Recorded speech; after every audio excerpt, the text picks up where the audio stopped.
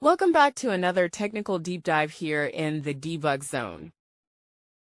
Today we're tackling a big question and breaking it down with insights from other users. Hopefully this clears up some misconceptions and helps you get the answer you need. So buckle up, stay a little curious, and let's jump right in.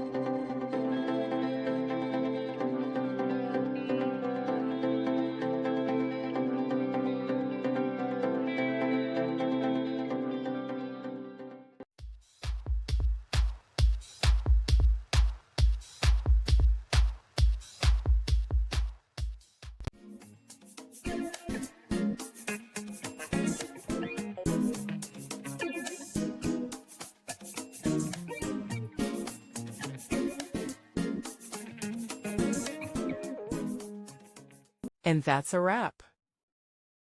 I hope you found the answer you were looking for. If you did, take a second to hit that subscribe button. It really helps out. And let me know in the comments which solution worked best for you.